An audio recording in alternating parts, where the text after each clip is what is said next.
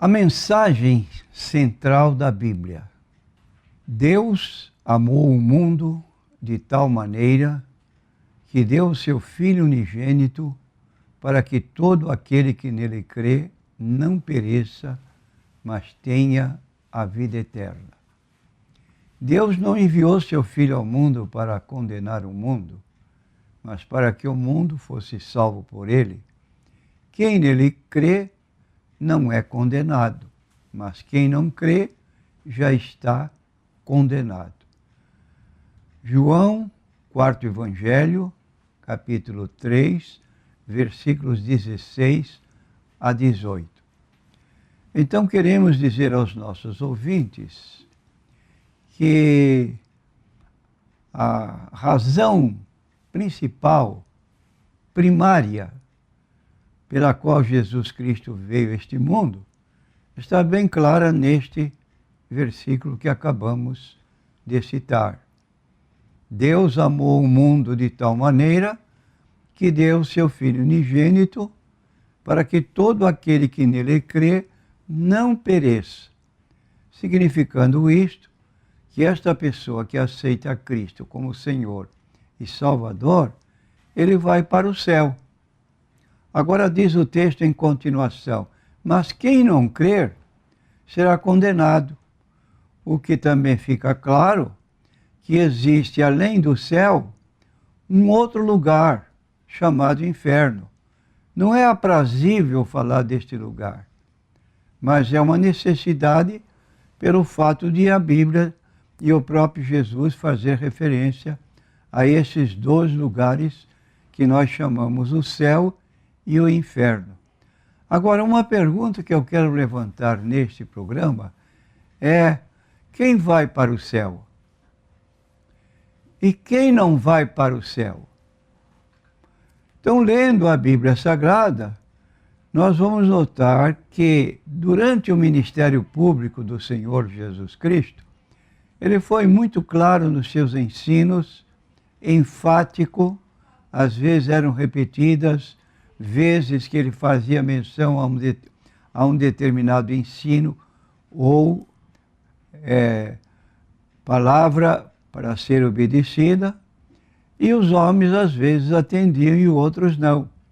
Então Jesus pregou e durante aproximadamente 4 anos, que foi a duração do seu ministério, ele levantou homens que também retransmitiram a humanidade e chegou até nós.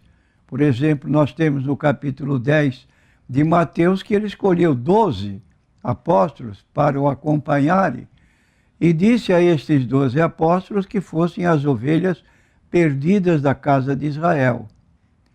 Só que esse número era limitado porque saíam 2 a 2, então o grupo se tornava pequeno.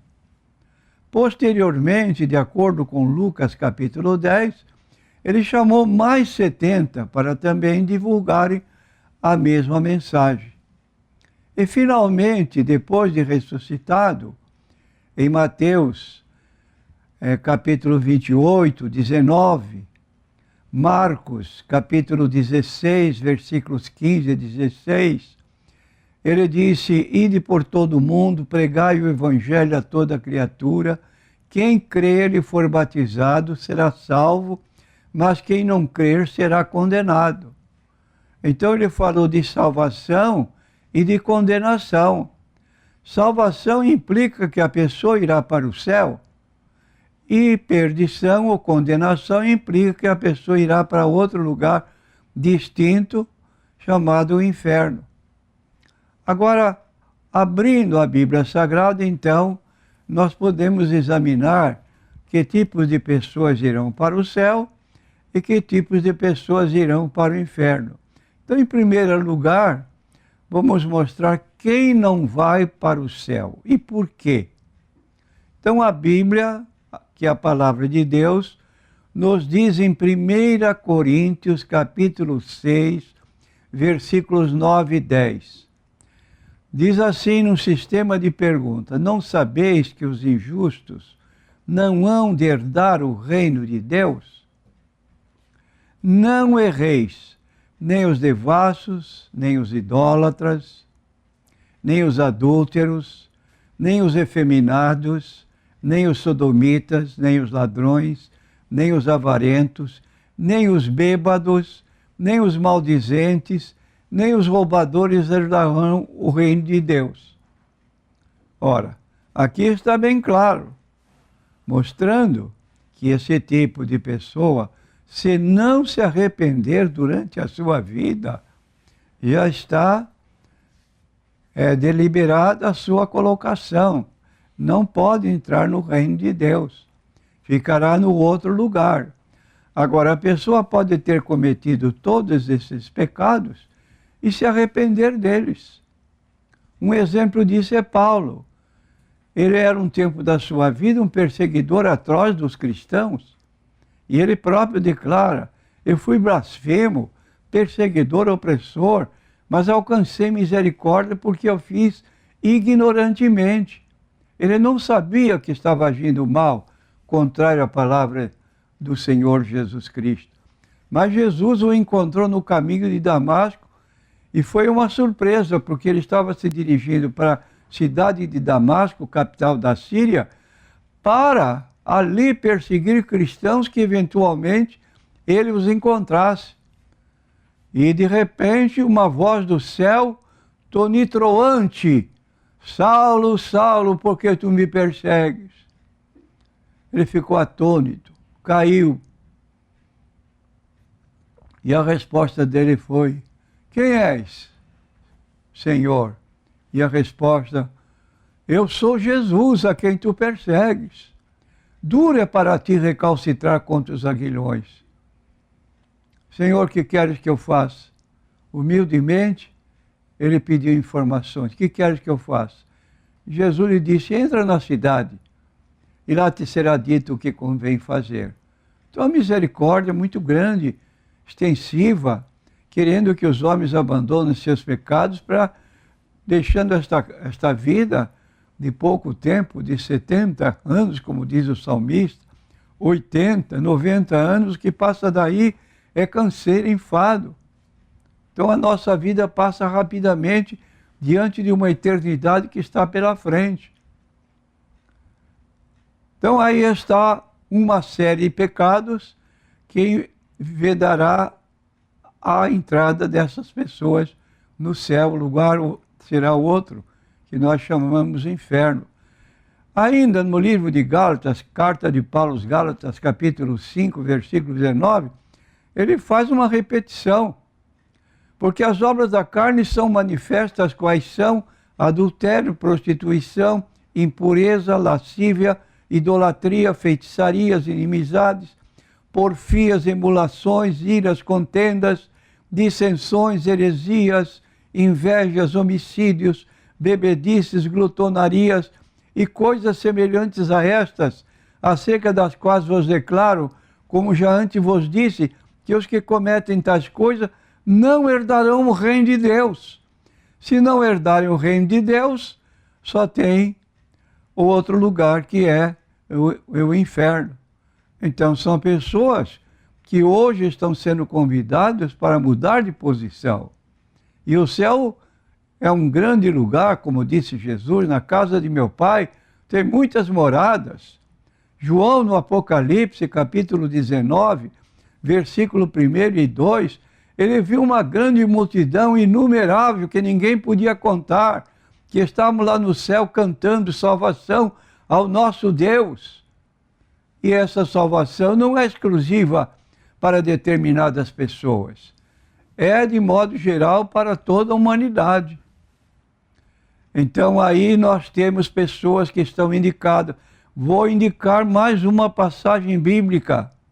Está no livro do Apocalipse, capítulo 21, versículo 8. É o último livro da Bíblia.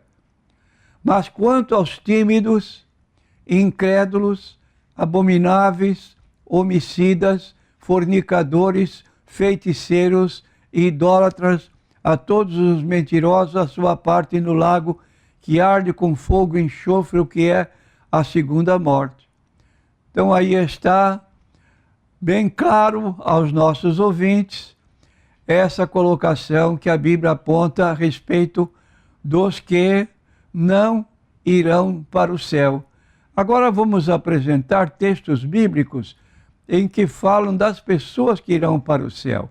Quem vai para o céu são aqueles em que se encaixa nessas palavras de Jesus, como ele mesmo disse em João capítulo 1, versículo 12.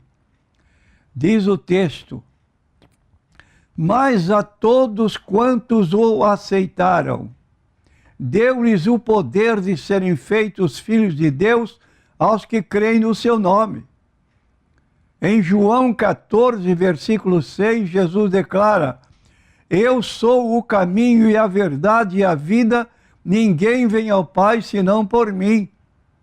Então, quando João 1:12 se faz aqui um convite para seguir a Jesus Cristo, todos quantos o receberam, receber a Cristo implica dar a sua vida para ser dominada pelo Senhor Jesus Cristo, conforme os ensinos da sua palavra.